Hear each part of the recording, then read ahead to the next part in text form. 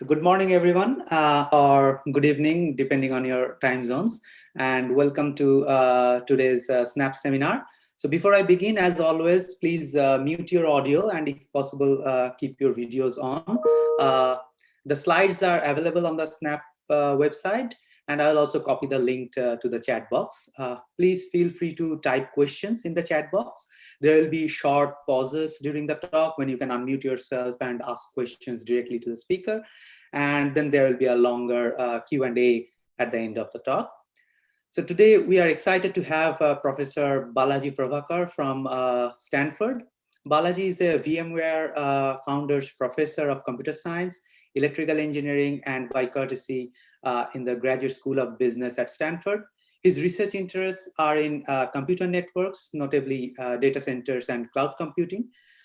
He has done several seminal works in a wide variety of research areas. From 2008 to 2016, he worked on societal networks, such as those arising in transportation, electricity, and recycling systems. He co-founded Urban Engines, a startup which was acquired by Google in 2016. Balaji has a big list of prestigious awards and honors, including the NSF Career Award, the Erlang Prize from the Informs APS, and the Rollo Davidson Prize from the University of Cambridge. He's a fellow of the IEEE, the ACM, and the Alfred P. Sloan Foundation. He has also received the inaugural IEEE Innovation in Societal Infrastructure Award and IEEE Koji Kobayashi Award. And he has delivered the Lunthern Lectures of the Dutch Operations Research Society. Today, he's going to talk about a very interesting work, exciting work on CloudEx. Balaji, welcome to the SNAPP seminar, and the floor is yours. Thank you, Prabhakar. I'm really delighted to be speaking in this series. And I also want to take a second to congratulate you and your co-organizers of the seminar for what I think is a terrific series. It's good taking advantage of the Zoom world in which we live in a very nice way to bring the community together. So what I'm going to describe are some initial results or initial steps towards building an exchange in the cloud. So let me start with some background. There is an op-ed piece in Fortune from June this year by NASDAQ CIOs. And the idea is that the op-ed is that they are proposing the financial markets will be moving to the cloud. We expect NASDAQ to have multiple markets running in the cloud in the next 5 years. And in the next 10 years, they will all likely be in the cloud. So if that's what's going to be happening in the future as foretold by a premier exchange, what is it that they look like now? Today they run on this on-premises data centers. For example, this is New York Stock Exchange co-location facility in Marwa, New Jersey. And in these servers, one or more of these racks is the matching engine of the exchange, to which market participants connect by renting some of the other racks. Okay. So in this talk, I'm going to highlight what are the requirements of financial exchange infrastructure and what is involved in moving an exchange to the cloud. What is the challenge actually? Why can't we just move it? And there are several challenges, some of which have to do with the regulatory reasons and business reasons. But the technological one of the technological ones is this thing called fair access. I'm going to focus on that in this talk. And accurate clock synchronization plays a role in this. And so I will tell you about an accurate clock sync algorithm we've developed a few years ago, and which works without taking support from the network. And I'll give you an overview of the algorithm and discuss how it is helpful in building CloudEx. Then I'll do some demos to conclude the talk. Okay. I saw some questions in the chat. If they're important, I request one of the organizers to let me know, and I'm happy to take them. Okay. Sure. So just quickly, as you all know, exchanges, whether of the stock or the currency or futures or any other type of exchange, is a meeting place of buyers and sellers that runs according to some rules. And the fundamental operation it performs is price discovery. So what is the value of an asset? And it's been running without technology for centuries. Now, what is meant by an electronic exchange is something that runs on top of a trading platform, which is actually a computer network. And the fundamental requirement of an exchange is that provide fair access. And what that means is, it'll become clear in a couple of slides. Now let's take a look at this trading platform more closely. You can divide the trading platform into two parts, and this separating line here is the part where it separates between the market participant side and the exchange side. So the components of the trading exchange in the main are the market participants. These are folks who can rent some number of servers and connect them to the exchange through one of these gateways. The gateways belong to the exchange, okay? And the matching engine is where the orders from these different market participants meet and result in trades, executed trades, okay? And so those are the three main components from our perspective. Now, the trading loop, when you view it as a loop of computation, it has actually two parts. One is that the traders are submitting their orders, and when those orders meet the orders of other traders, it results in a match, or it just gets put in the limit order book pending a match. And market data, which is snapshots of this limit order book or the executed trades, is sent back out to all the traders. And the loop is constituted of market data going out and orders coming in. That's the loop, okay? And this loop can be split into two parts. The exchange part on the market participant side, as shown here, okay? We're going to focus on the exchange loop because fairness is something that applies to the exchange loop. So what fairness means is that when orders are being brought in through the gateways into the matching engine, it is required that orders be processed in a globally FIFO manner, regardless of which gateway they enter the exchange. So if order, let's say O1, arrives at gateway G1 ahead of order ON or at GN, then even though ON can overtake order O1 and get here earlier, it is required that O1 be executed first, okay? Now, the way this is done currently is that by design, the exchanges have made the time taken to go from the gateways to the matching engine are pretty much exactly the same across all the gateways. And this is a very highly bespoke engineering and design that has ensured this. In fact, when we took a tour of Singapore Exchange, they were showing us that the floors are transparent. And this is what they show their market participant. Look, all the wires are exactly the same length. So it doesn't matter if you're sitting in the cage next to the matching engine or the one away over there, your time, the time your order will take to get to the matching engine is the same, okay? Now, I haven't talked about outbound fairness. If I can go back and say what it is, it's the same thing in the outbound direction. The market data should be delivered to all the market participants at exactly the same time. Any discrepancy there represents, information arbitrage, which is not fair, okay?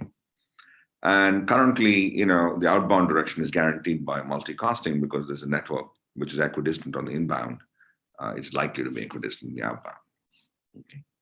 And in general, there exists random amounts of unfairness between 2 and 6% in exchanges today, even after this very careful design, just because of load variations and stuff. But because it's random and it's within the limits of technology, people have been okay with it.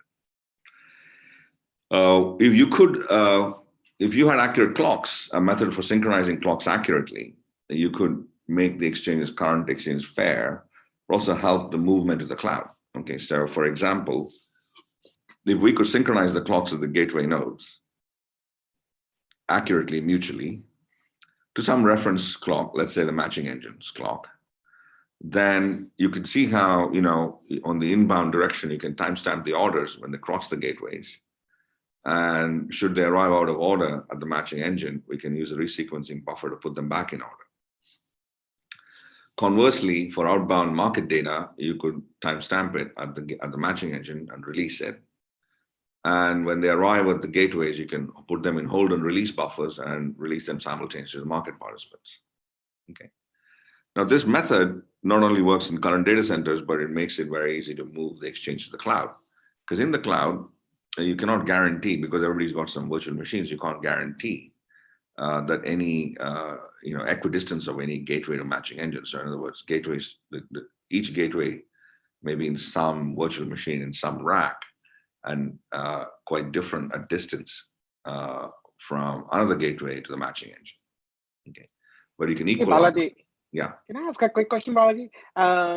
This is very exciting. I was curious on the last slide when you talked about the wires being of the same length. That makes a lot of sense. But I'm assuming that there's also some queuing happening on G1 and GN. Do you know if how do they take into account the difference in queuing delays? These networks are not very highly loaded. First of all, they are very, and they basically have UDP packets. The inbound orders are TCP, outbound multicasting is UDP, and so there's very little queuing, and it's very highly capacitated networks. Interesting. Thank you. So, in fact, sometimes under load, the queuing is really the phenomenon that gets in the way. And also there's mechanisms to prevent, these are not technological reasons, but for sort of higher level reasons, algorithmic reasons, that there's a throttle applied to market participants on how many orders they can have outstanding at a given time that are unacknowledged by the exchange. So how many can you have in flight? So it automatically puts a limit. And so there's various reasons why, therefore, denial of service attack type worries don't have to exist. Also here, people are having money. So in case you didn't intend to, you just intend to be mischievous and disrupt the service, but then you have to put in real money there. And if you end up succeeding in buying or selling, now you're on the hook for it. So this isn't, an easy place to do DOS attacks. Okay. And so, so what happened was that 2 years ago, when we had this clock sync algorithm that we devised for a completely different reason, the financial industry became aware of it, and that led us to doing a project with NASDAQ. And that was explained that not only were we able to synchronize accurately in their on-prem network, but the fact that this could move to the cloud is explained. Yes. Sure. So I had a quick question on the moving everything to the cloud. So in some sense, you have to have a sense of how many, because you now, for your resequencing buffer, you need to know how many requests are pending. How long should I wait? Shouldn't you have a better sense of what is the information at the gateway? I'll show that when I do the demo, but the answer is you don't have to. It's an automatic thing. So in other words, you can imagine if you're not holding it long enough, then you will have timestamps from orders coming which are earlier than the ones you just released the matching engine. And therefore you realize that you have to hold it longer. And conversely, if you're holding it at a certain time and everything is coming in order and you're just needlessly holding it, then you can sort of try and reduce it. So it's an automatic, there exists an automatic way of doing it. Right? Thank you. So again, this is I'm going to mention things at a certain, a brisk pace, given, that there's a few things to cover and I want to do demos. But I'm really happy to take your questions because I think there may be some details that, would be worth discussing further. Okay. So this is joint work with Ilong Gang, Shiyu Liu, Zien and Shiyu Liu, who are grad students at Stanford, and then Ashwin and Amin, who are at Google, and Mendel Rosenblum, who's my colleague at Stanford and my co-PI of this research program. I'm going to sort of summarize almost all of the background of clock sync into one idea, which I think has been the main takeaway for us after looking at this for a while. So if you look at traditional clock sync approaches on the left, the idea that accurate clock sync requires the network to be participating in the clock sync operation has been sort of fundamental to the traditional sort of way of thinking about it. In other words, use the network to distribute time. And in order to do that, devise a protocol. Okay, so have 10 servers connected to each other through a data center network, a fabric. And in order to synchronize those servers, I have to synchronize the switches on the path connecting these servers.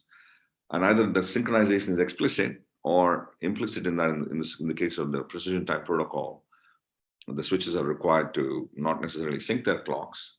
That's one requirement. But if not, then they have to declare the exact time a packet spent in the switch. So you have to participate in one way or the other. Okay. And the other protocols, data center transport protocol, and the data center precision time protocol, and pulse per second, are all really protocols, and they require some hardware, specific hardware, and they use the network to distribute time. Okay. And so that limits the scalability. It makes them a bit fragile because often time is distributed as a tree or over a tree.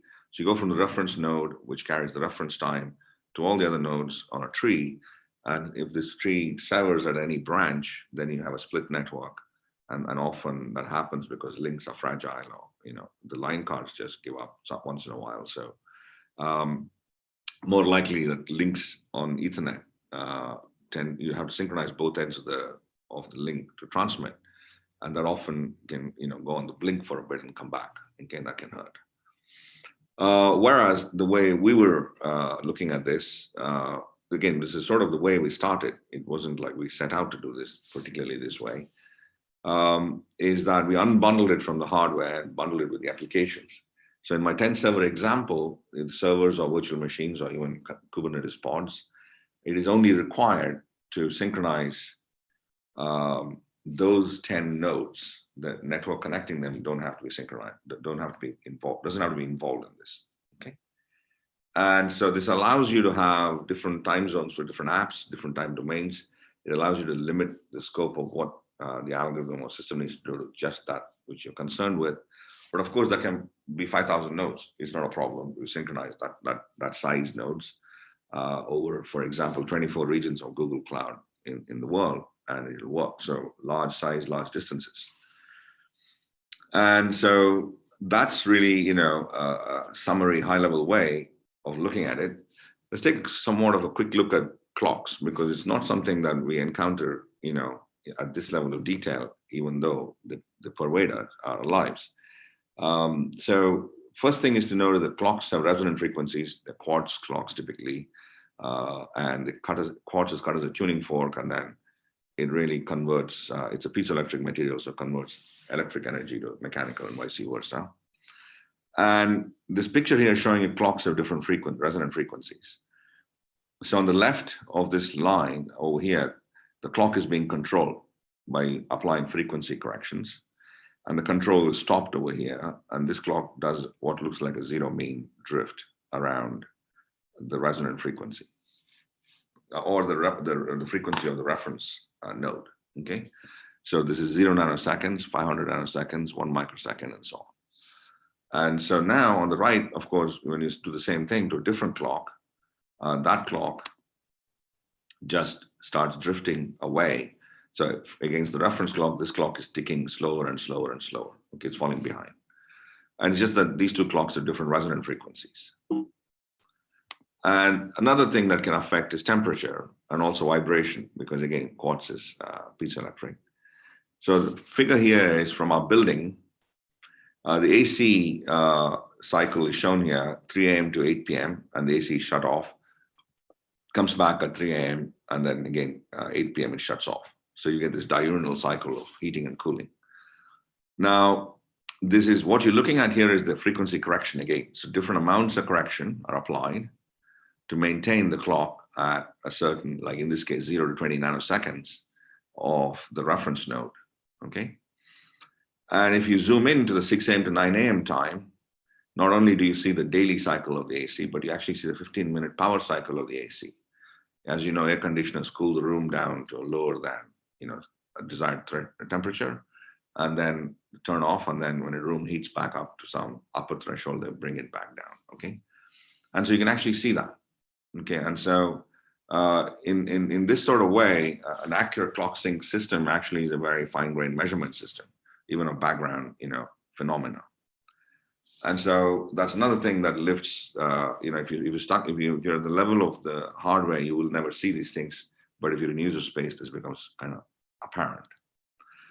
To summarize, there are the vagaries of the quartz crystal. In addition, the network connecting the clocks can have variable path delays and asymmetry in the path, and these do affect, as you'll see in a second. So you need to really worry both about the clocks and the jittery network continuously. Okay, as you see, it's not something you can synchronize clocks once and go away. So let's start the Hyuns algorithm discussion. This is stuff we did. The Dutch, actually, the proper way to say it, I've been told several times, is Hyuns. Okay. And so let's look at n clocks connected by a packet switch network.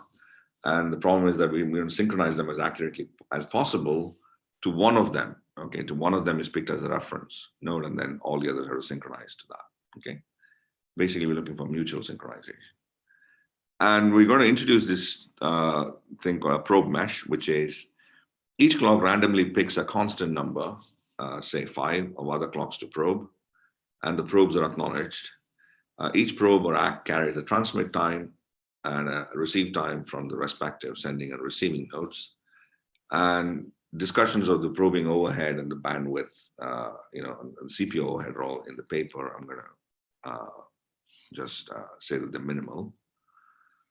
Let's consider a pair of clocks, which are our servers A and B, and these are the 4 timestamps: the transmit time at A and receive time at B, transmit time at B and receive time at A.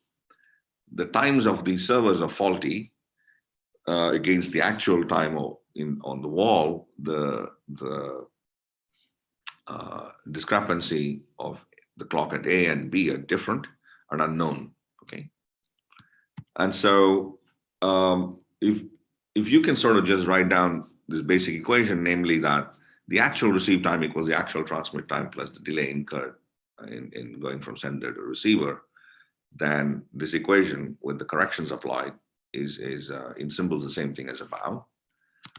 And if you put the unknowns on one side and remove this positive quantity, you get a bound on the discrepancy in one direction, and you get a bound in the other direction using the acknowledgement packet, which is coming in the B to A direction. Okay, so far so good, I hope. Okay, now let's visualize this bounds.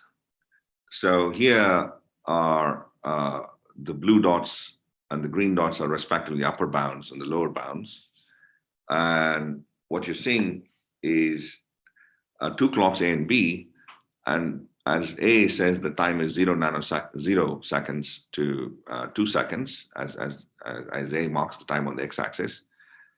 The bound on the discrepancy is on the y-axis. So for a probe sent out of A here, or an act received at A around here, the bound is basically either a blue dot or a green dot. Okay. Now the thick blue and the thick green lines are the probes that went with the minimal delays in one direction. So A to B or B to A. These blue dots and green dots in between are an artifact of a faulty method of timestamping by the NIC in question. This is from the Google's 40G Jupyter testbed. Okay, and for us, it represents a bad form of noise that we have to worry about because our goal is to estimate this middle red line. Okay, and assuming the distance from A to B and B to A are equal in the sense that the minimum propagation time is equal, then one is looking for this middle red line.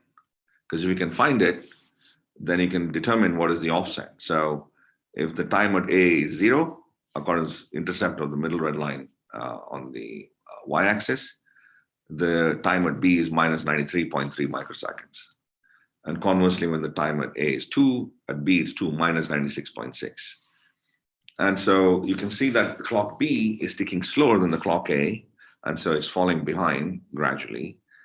And perfectly synchronized clocks in this diagram would be those which have the red line with zero slope and zero intercept. Okay. Any questions or comments on this? Because, I want to say something like this is the fundamental diagram, like they say in thermodynamics, right? This is a fundamental diagram. Okay.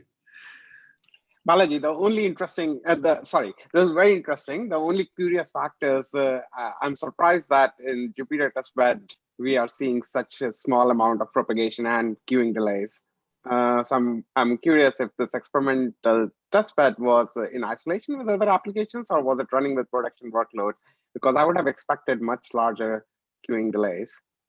So, in the worst case. Well, the answer is it is running some background traffic. Okay, that is what the blue and green dots are, and it depends on who else is running out there. We don't know. Okay, but we used to generate our own load. Okay. And that was the incast type traffic with some 40% load. And so most of the results have that. Now, if you look at this is for servers. If you look at like a 2 microsecond difference in the round trip time, then the two servers in the same rack. Okay. I had slides that I deleted this morning in the interest of brevity. Okay. Where this blue and green dot lines would spread out further. It's in the paper. Okay. And you can see what happens when servers are separated by 3 hops and 5 hops and so on. Now you have to keep in mind that these are truncated, that is in a single rack, this is not out of the question. Whereas if we look at across racks, the delays are bigger, okay?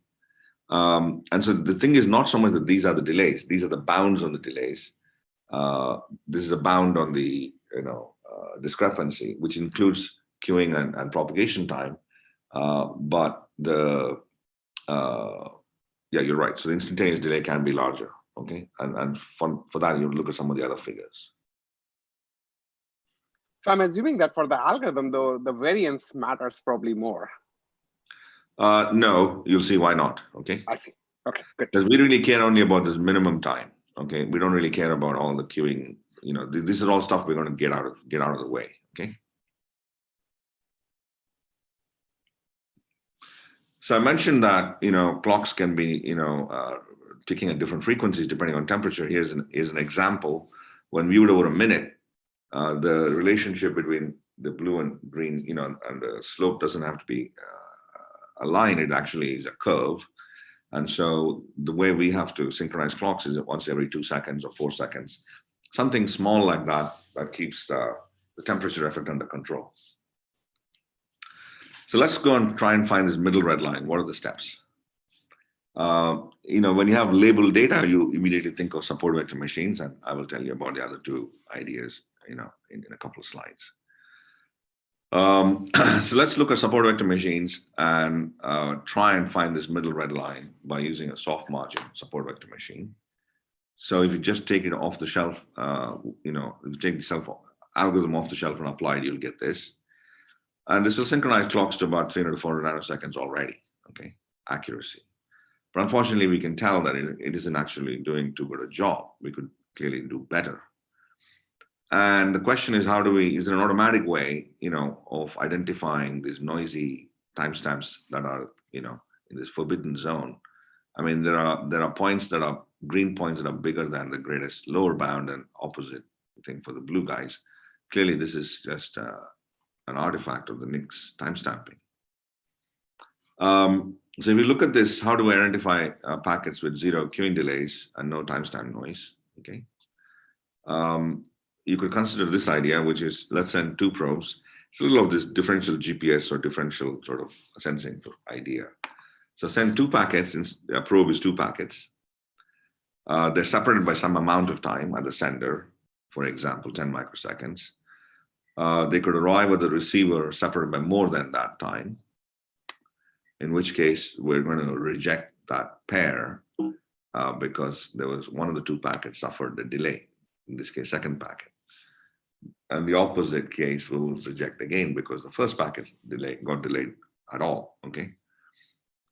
If they arrive essentially at nearly the same time, in this case, to about 50 nanosecond, of 10 microseconds or accuracy, we will, infer that there was most likely no queuing delay. So we will keep these guys, most likely no noise of the packet timestamp type.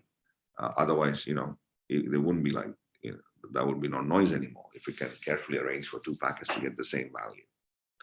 So we will take this and apply that filter to that data, and it pretty much cleans out, the packets that got delayed. Of course, some do slip through, some pairs slip through, and you can see all these points are like pairs. They slip through because it is possible, but the noisy guys pretty much go away, and you get a much better estimate. And so that can reduce your errors considerably. And another idea is to say, clock sync has to be not just symmetric and reflexive, but it also has to be transitive. And so we could look at triples of clocks. So let's say A and B are probing each other, and there's a clock C, and B and C and A are all mutually probing each other. And A and B have arrived at the conclusion after, let's say, applying support vector machines, coded probes, and all that stuff, that if the time is 10 at A, then B must be at 10:15. And similarly, B and C, through their mutual sync, have agreed that if B is at 10:15, C must be at 10:05. And if C is at 10:05, A must be at 9:50. So if you go around and determine that the transitivity test has failed, then there's an error, and you can apply a correction to one or more of these edges. And the question is, how would you do it? Of course, this is an underdetermined system, so many ways of doing it. And you're really looking for some maximum likelihood sort of way of estimating the offsets. And you are going to be helped by the fact that there are many loops. If you have a mesh with 5 edges or 10 edges, you get lots and lots of loops, and you can use all that information to do a better job of pinning down the faulty edges, through the edges that are badly off. And here is an sort of demonstration of what happens as you increase the density of the probe mesh. So if servers go from probing just 2 other servers to 3, 4, 5, etc., number of other servers, you get more and more loops. The mean error drops down like close to a factor of 2, but the 90th percentile drops down by a lot more, and 99th percentile, sorry. And this is because it's hard to be an outlier when you're sort of making all these comparisons. And there's a nice theoretical result. There's one of those few things that you can actually analyze in detail that tells you what's the dependence of the error on the number of edges you have in your graph. Okay.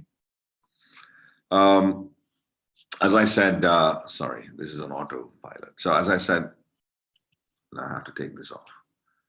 I apologize. I think some timer got set somewhere. So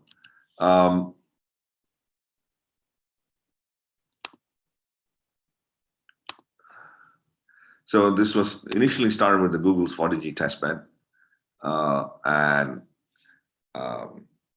because it was hard to get access to it, we built our own data center at Stanford. I mean, once the student stopped being an intern, you can't get access to these things. So, and the 10G, 40G is actually the production network at Google, internal production network.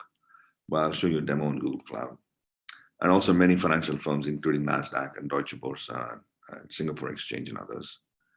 So this is a Stanford testbed where it's a really poor man's data center with 8 racks and 128 servers, and it's a 1G network. And here that allows us to actually compare it with knowing the true, source of time.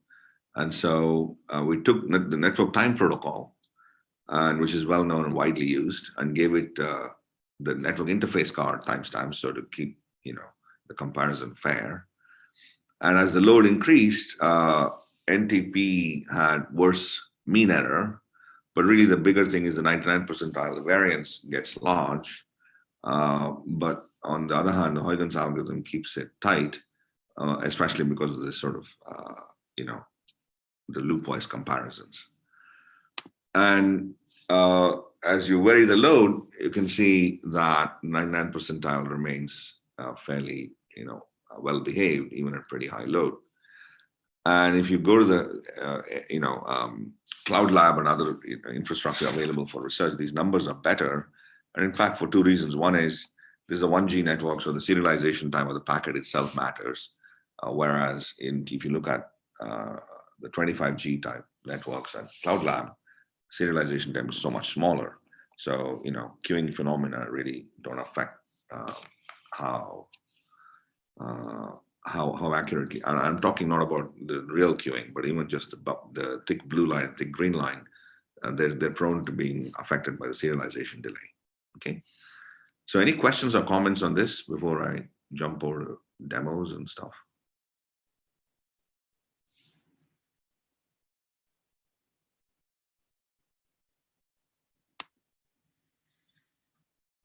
So let me do the demo and then close with what is CloudEx. Okay.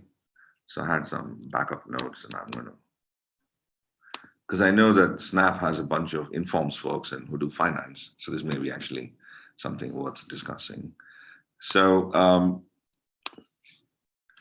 Elon Geng, the PhD student, and I have co-founded a startup called TikTok, and that's what you're looking at with the demo here. This is TICK, not the notorious other TikTok. Okay, so and if you look at, so this is you can go. Sorry, I should have just done this a bit slower. So you can go to Google Cloud and pick Google Cloud or Amazon or Azure or Packet, which is a bare metal cloud operator, or hybrid or multi-cloud type option, and pick some number of virtual machines that you'd like to launch.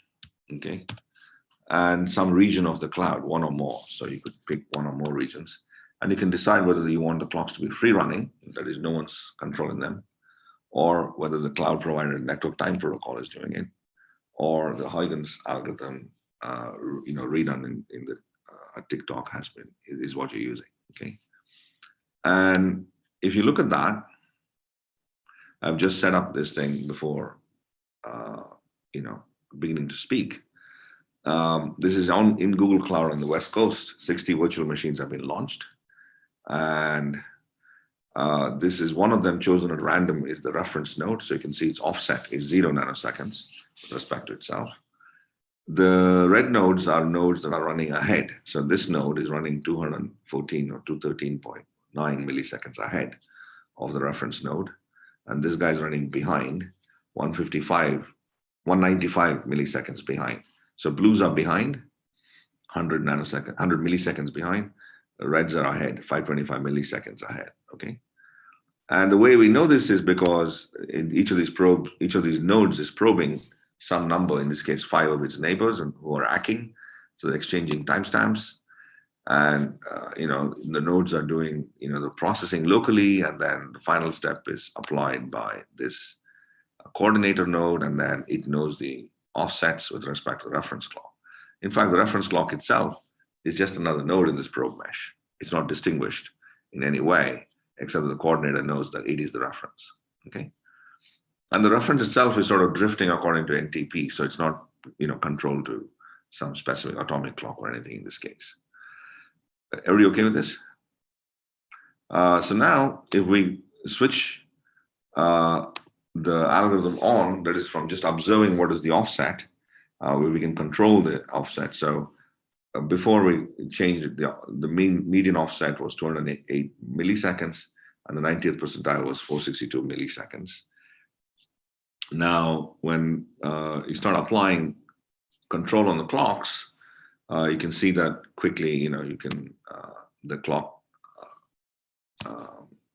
offsets are coming down. So I applied the control here. So this is the same thing as a time series. This is the median in green and the 90th percentile in orange. And over here is when the clock sync was applied. It took us a few seconds to take hold.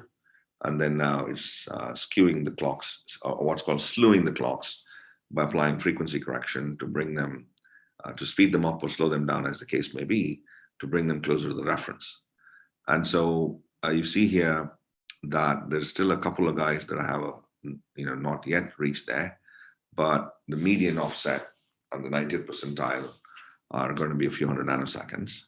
Okay, this is under no load, of course. I'm going to apply load in a second. Okay, but that's sort of the idea. Everybody reaches some, in this heat map sense, some close to net zero, which is some pale shade of white. Okay.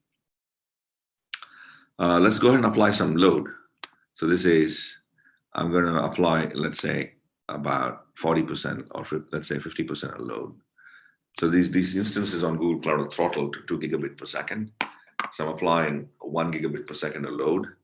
This means each node is going to randomly contact a neighbor and ask for a file download. And the average amount of time it's doing that is 50%. Average amount of bytes coming on the wire relative to the wire speed is 50%. Okay. Something interesting that you might notice is when the load is applied, that load does interfere with the packets, with the probes that we're exchanging. So let me just go the last 2 minutes to zoom in.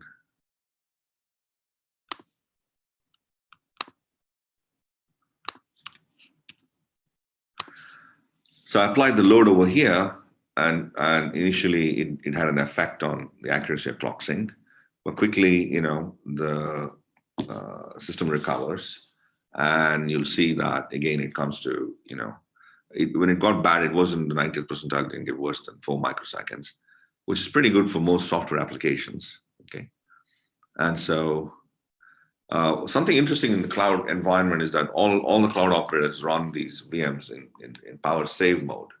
So when there's no load on the CPU or on the network, they actually run in this sort of more energy efficient mode, and they don't treat our probes promptly.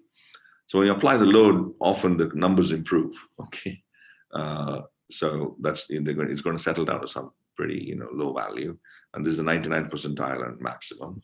Okay. And so this is how it looks in a single data center. One of the other things that is important to ensure for clock sync is, as I mentioned, you don't want fragility. If node or links fail, you don't want a disconnected or split network and no clock sync. So here I am just killing a bunch of nodes chosen at random. So it looks like I'm killing 12 nodes. So 12 VMs have been just removed from this probe graph. That means their neighbors are suddenly left untethered, and temporarily the clock sync will get worse because now I have lost my neighbors. But you can actually see that it isn't again that immediately it's a sort of recovery, because I am syncing with some there's 5 of these folks. Okay, not all of them are going to be dead and leave me isolated. Okay. And you have to keep in mind that I'm probing 5, but others are also probing me. Okay, so the average degree is 5 plus on average 5 in the inbound. Okay, so sort of robustness to load and network failures of the outage type. Okay, I think that's really all I wanted to show you here. Any comments or questions on that before I move on to the...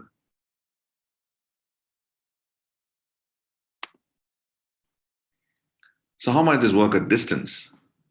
Okay, so here it is on Google Cloud on their West Coast, Central, and East Coast zones.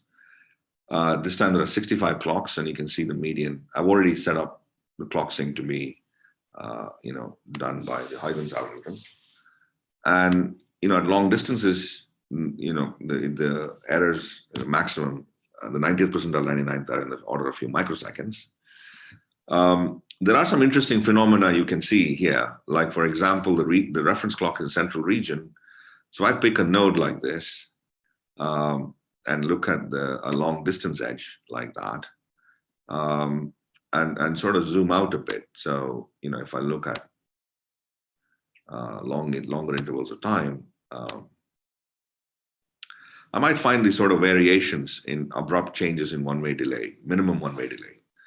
And the minimum one-way delay, for example, here has changed by about 100 microseconds. And often what is happening here, and maybe a different edge might show it more prominently. What's happening here is this sort of on long distance links, as we know, load is balanced over multiple wavelengths using this thing called multi-protocol label switching. And the speed of light depends on the wavelength in fiber, so in glass, it's not constant. And so if you're going on red light versus red wavelength or blue or green, it sort of is a different, minimum time.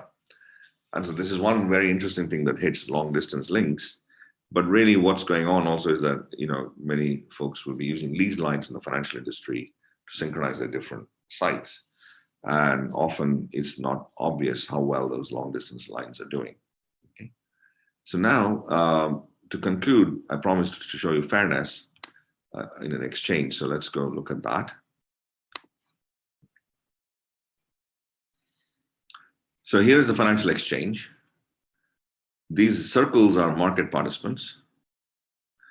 3 of these market participants are sharing a gateway.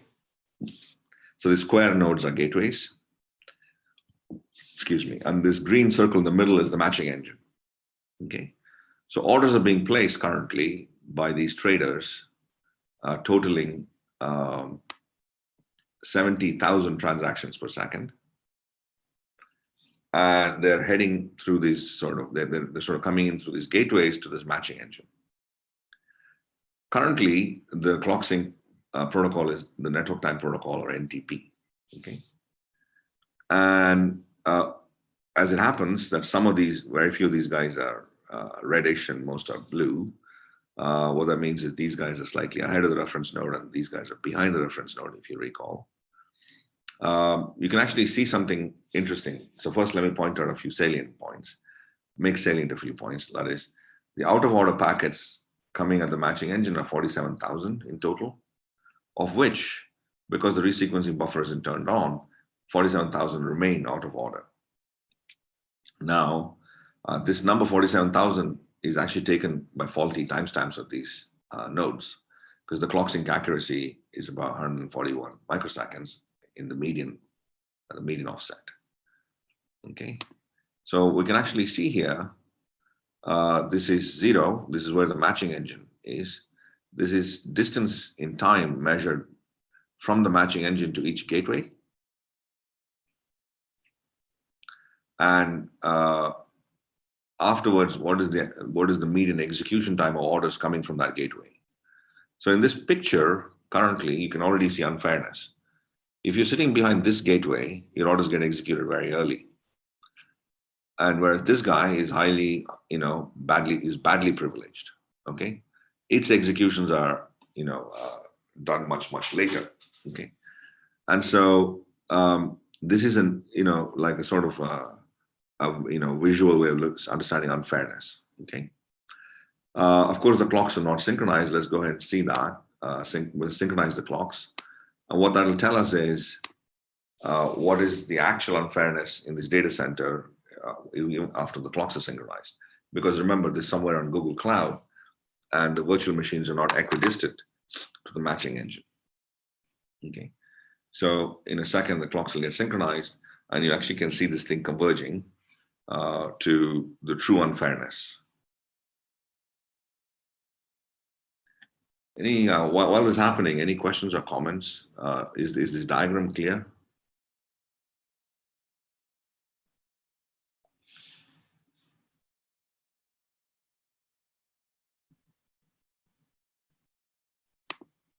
So what you're seeing here is the convergence of the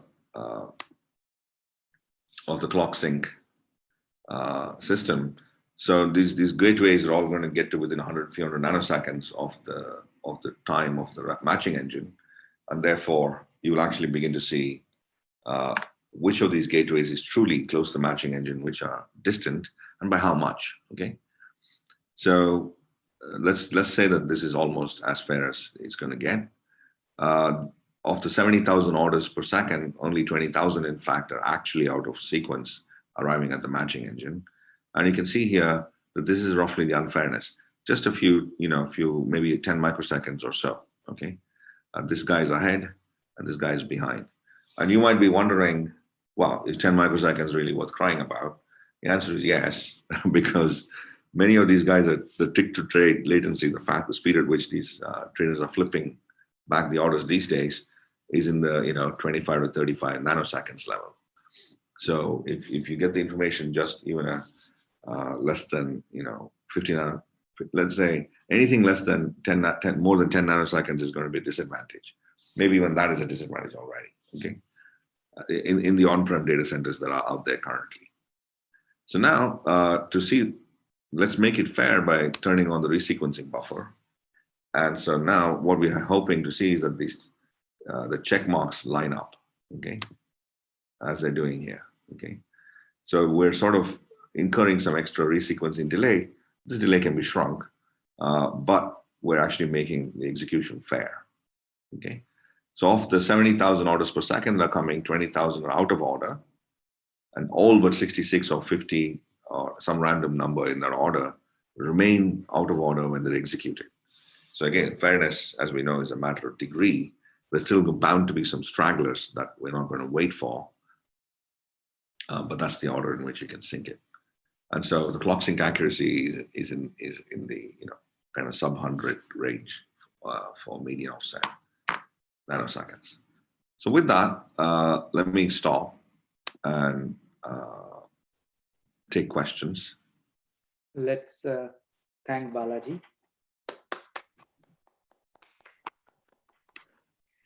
If you have questions, please feel free to unmute yourself and ask. Oh, can I just say one last thing, if you don't mind, while you're thinking of the questions? I promised to tell you about CloudEx, which is the main topic. Okay, so what's the point of building an exchange? Okay, I mean, are we, is it necessary? Well, the most important thing for us is it's a genuine application for us to play with, because everything else is you're sort of support cost for somebody else's application, so you don't really get access to the data itself. And without that, you really, are unaware how well the various parts of the system are performing. So we built this CloudEx, and it's a research tool for us. It's a fully configurable end-to-end exchange. We can change things like the infrastructure settings. We can make 2 different categories of traders, or ones which are at a short distance from the matching engine, ones which are at longer distance, and maybe they'll be willing to pay different amounts. The trading algorithms can be different. This is what the traders are doing. And in fact, we're going to run a HFT competition for students in a course we're teaching. Mendel and I co-teaching a course. But also, you can play with matching algorithms. Currently, as you might know, they use the so-called continuous price time matching for finding matches between orders. It could be something else like the batch auction type things that are proposed by Eric Budish from Chicago Booth, or yet other things. Okay, it's really up to us to conceive of new things to do. And so that's one thing that we're doing. And the exchange, of course, is going to be synchronized and it's going to be made fair. One big difference for those who know how this sort of thing works. The trader has an API through which they place their orders, which processes the gateway, gets a timestamp, etc. Comes to sequencer and goes and is fetched by the matching engine. Before execution of the matching engine, we will check to see if the student team has the cash or the assets to play with. This is a verification step, which is often done after the fact, and it's called settlement and clearance. I mean, how do we know you're good for what you're saying you have? Okay, that's being done ahead of time. This adds a bunch of latency to us, but we're happy to do it ahead than afterwards. And from now on, it's a matter of optimizing the performance of this. Then if the match doesn't happen because the prices are off, then you put them in limit order book, and a market data disseminator takes snapshots, pushes it out through this other API, and the trader can subscribe to it. And finally, the trader can get historical data from the BigQuery engine in Google Cloud. Okay, so we're really excited about running this in the course. We're really only supporting 2 kinds of orders for those who know this: limited market orders. We're not doing anything more fancy that are done, but there's already a proper exchange. And so we'll see how the students do. But I think as a professor, this is the perfect anti-cheating, exam to have. These guys will cut each other's throats before they exchange code or anything. So I highly recommend that for your courses. Okay, with that, let me turn over to you. Thank you. So Balaji, this is Vijay here. I just had a quick question on the synchronization itself. How varied can the network bandwidths be? Or do you have to assume they're all comparable, or can they be dramatically different? Like some can say wireless versus some on fiber. So the answer is that they can be how they want to be. So we've done things like mix of 1G and 25G type links. and I don't want to touch the wireless part yet because the answer is theoretically yes, but what is the difference in what will you notice in fact? And we've also taken some timestamps from the network interface card, which is really sharp and clear compared to host timestamps where there's variable stack latencies involved. So when you have this mixed quality network, you can observe that you get some clocks are more fuzzy than others. You can easily observe this. In fact, if you know the quality of these things, you can hierarchically, or you can first synchronize the high quality guys so the other guys don't mess with that, and then use them to like bootstrap and serve as references for the next level of accuracy. So the answer is this is you can it's an approach that is general. Oh, thank you. Hey, Balaji, can I ask another quick question? This is super awesome, very exciting. I'm curious, I'm assuming that there's some kind of isolation that you're using between control packets and data packets. This is just an assumption, but I'm curious. What happens if you're running multiple applications? Do you see that each of the application would be able to maintain similar kind of guarantees, or do you reckon that there will be some relative degradation compared to a single application? So the answer is no, we don't separate them. They actually take exactly the same path. We've done both UDP packets for the probes as well as TCP packets. That doesn't make any difference. They do go down the same network stack at the host, and they go through the same queues in the NIC, and there's no distinction. So one could use a different priority and do things better, but frankly, the method is robust. And the whole point about the thick blue and the thick green line is, if you can find them, then you're done. Okay. What happens if there are more applications, and what happens? So there's something I can tell you, which is a bit of an implementation detail, but the idea is, if you have like underneath the hypervisor a virtual switch, as happens in virtualized environments, and there's a noisy neighbor virtual machine who's like sucking in a lot of packets from the network. A real physical switch will draw packets when it's full, but a virtual machine, doesn't draw packets. It's a software queue. So you can have a vSwitch that's filled up with packets, and it's FIFO, and there's nothing you can do, but you have to wait through traffic. That is your probes, okay? And you are some innocent VM off on the side over here, and your noisy neighbor is like hogged up, okay? So in those cases, normally what people do is create not a priority, but the sort of SRIOV or other techniques to bypass the hypervisor.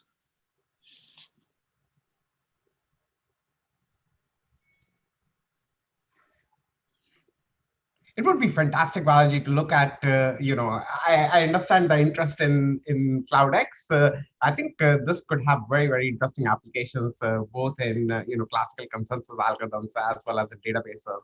I wonder if you have started looking at those applications. Yeah, no, so those have been thesis chapters or papers of students.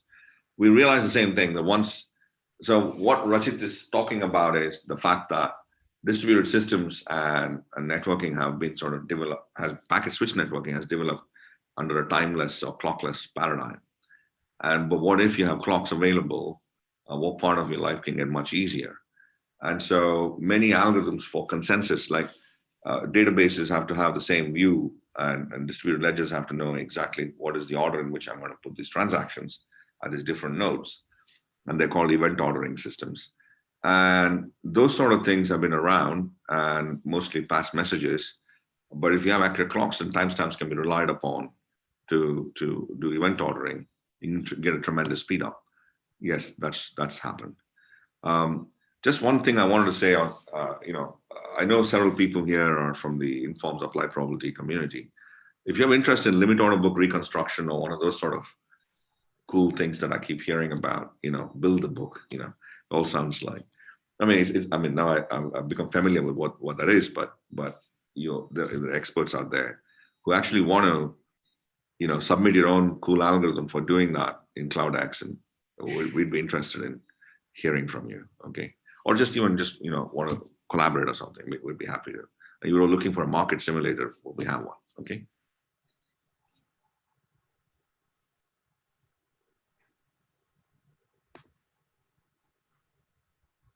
So if there are no other questions, let's thank the speaker again, and let us also